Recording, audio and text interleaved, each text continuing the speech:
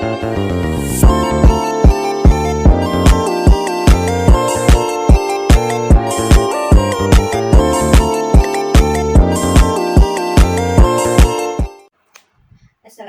warahmatullahi wabarakatuh.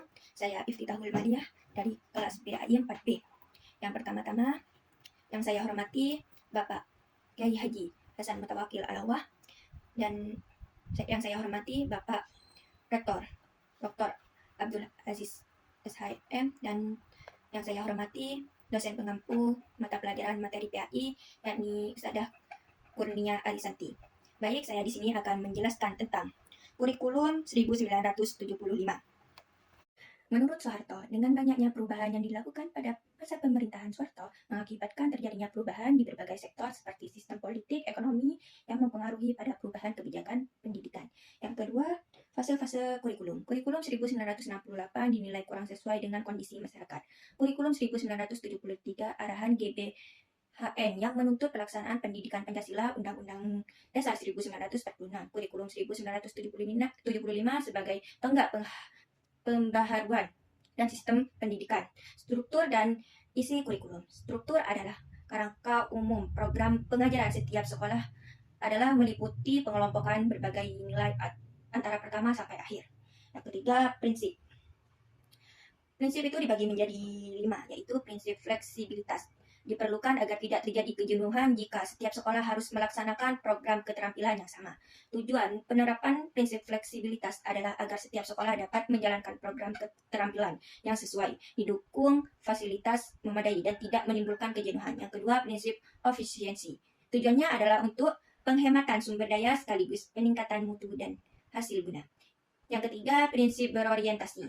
Tujuannya meningkatkan efisiensi, relevansi, dan efektivitas pendidikan dalam mencapai tujuan yang telah ditetapkan. Yang keempat, prinsip kontinuitas. Tujuannya adalah demi mewujudkan kesinambungan sistem pendidikan. Yang kelima, prinsip pendidikan seumur hidup GBHN. Tujuannya adalah menciptakan ekosistem yang mendukung proses pembelajaran seumur hidup bagi warga negara ini. Yang kelima, tujuan kurikulum. Tujuan utamanya adalah menciptakan insan yang sehat, terdidik, terampil, dan siap hidup mandiri di masyarakat sesuai nilai dan budaya bangsa. Yang keenam, model pembelajaran. Model pembelajaran kurikulum 1975 menerapkan prosedur pengembangan sistem instruksional sebagai metode penyampaian dan dalam pengembangan satuan pembelajaran. Paradigma pendidikan sebagai suatu sistem perkembangan sehingga pembelajaran menggunakan pendekatan sistem pada satuan terkecil. Pendidik atau guru masih menggunakan paradigma transfer of knowledge, belum pada pembelajaran yang profesional.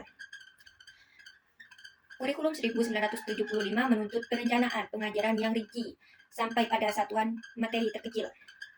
Selanjutnya, buku teks. Untuk memenuhi kekurangan sumber pokok bahasan pembelajaran, guru dapat menggunakan sumber buku lain yang masih relevan. Yang kedelapan, peran guru. Guru memiliki peran penting dalam menghasilkan visi dan misi dan tujuan setiap kurikulum. Guru adalah teladan dan pembimbing bagi siswa seperti semboyan Ki Hajar Dewantara. Pemerintahan berupa peningkatan kesejahteraan guru agar mereka dapat mendidik siswa dengan profesional dan maksimal. Dalam menjadi kurikulum 1975. Tujuannya, pendidik yang mencakup pengetahuan, keterampilan, dan sikap mewajibkan guru menyusun program pengajaran dengan teknik, prosedur pengembangan sistem instruksional agar fungsional dan efektif. Selanjutnya, struktur kurikulum. Lalu kontribut tauhidu, yaitu memperbandingkan fungsi dan perbandingan sumbangan yang diberikan oleh pembelajaran atau bidang studi. Kurikulum 1975 dirancang untuk menyempurnakan kurikulum 1968 dengan berorientasi pada tujuan. Kurikulum ini dibangun dengan beberapa prinsip seperti prinsip fleksibilitas, efektivitas, kontinuitas, dan pendidikan. Kurikulum ini mengenal 3 tingkat tujuan institusional, kuliner, dan instruksional. Tujuan instruksional adalah yang paling spesifis. Metode yang digunakan adalah prosedur pengembangan sistem instruksional atau PPSI. Kelebihan kurikulum 1975 antara lain berorientasi pada tujuan, evaluasi bisa dilakukan sewaktu-waktu, bukan hanya akhir semester. Sedangkan kekurangannya, guru terlalu disibukkan dan siswa kurang dilibatkan. Secara keseluruhan, kurikulum 1975 dirancang untuk menyempurnakan kurikulum sebelumnya agar sesuai dengan perkembangan zaman. Cukup sekian dari saya. Apabila ada kekurangan dari awal hingga akhir, saya mohon maaf yang sebesar-besarnya. Wassalamualaikum warahmatullahi wabarakatuh.